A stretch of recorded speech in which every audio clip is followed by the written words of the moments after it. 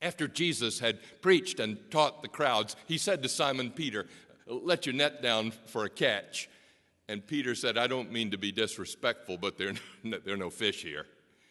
We're professional fishermen. We fished all night. We caught nothing. There are no fish here."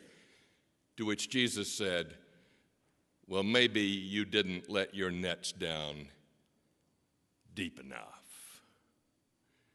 Before this is a story about going out, it's a story about going down deep. Before it's a story about breadth, it's a story about depth, which means that it is a wonderful story for us to hear today, because the main heresy in America today is not atheism, it's superficiality. You can walk across the river of American religious life and not even get your ankles wet. Not long ago, I got a telephone call from my rabbi friend in Atlanta. He said, "Tom, we need to have lunch. I've got a Christian problem." I said, "A Christian problem? What do you mean?" He said, "I'll tell you at lunch." Well, I went to lunch expecting to spend the time talking about Mel Gibson. But instead, he said, "Tom, there is an avant-garde group in my synagogue that has established an interfaith dialogue with a Christian congregation down the street." I said, "Good." He said, "No, it is not good." I said, "What's the matter, Jeff? Don't you believe in interfaith dialogue?" He said, "Of course I believe in interfaith dialogue, but I went to the first meeting and there isn't enough faith there to enter." The Jews do not know Torah and the Christians do not know the gospel. He said, in fact, one of the Christians came up to me at the hors d'oeuvre table and said, "Don't worry, Rabbi, we're not going to talk about Jesus tonight." And I said to her, said my rabbi friend, "You are required to talk about Jesus tonight. I've got too much respect for Christian theology to let you get away without talking about the heart of your faith."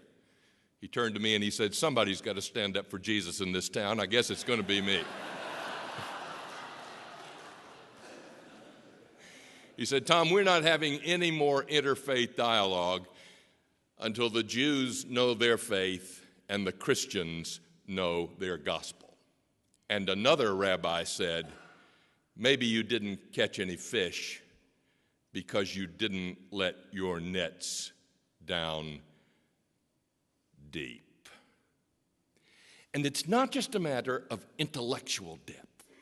The reason why the nets need to go down deep is because that's where the human heart is.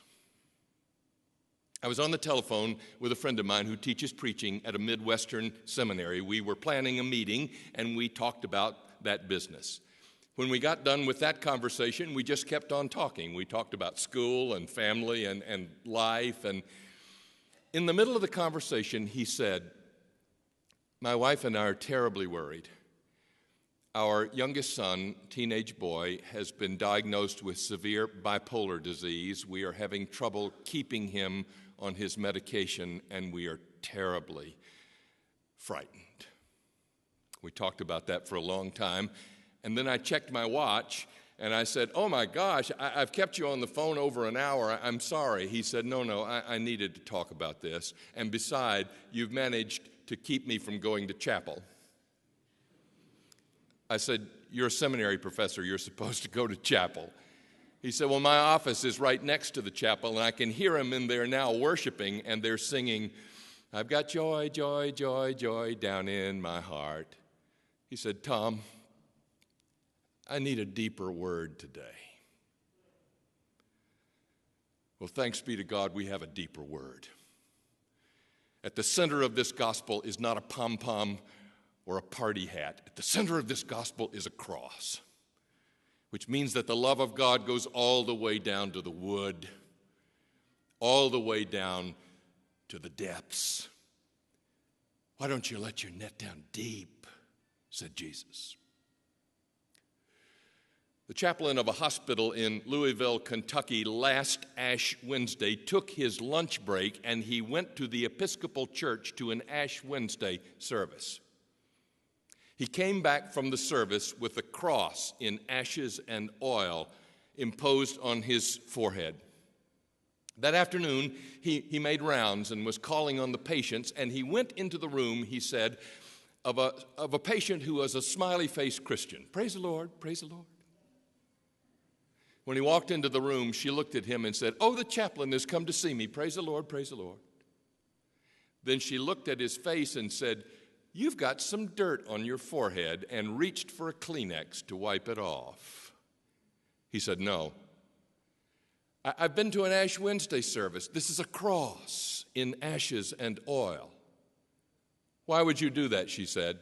He thought for a minute and he said, "This is a sign that even when life goes to hell, God is still with me." She thought for a minute, reached up and touched his forehead and said, "I think I need some of that." Don't we all? Don't we all?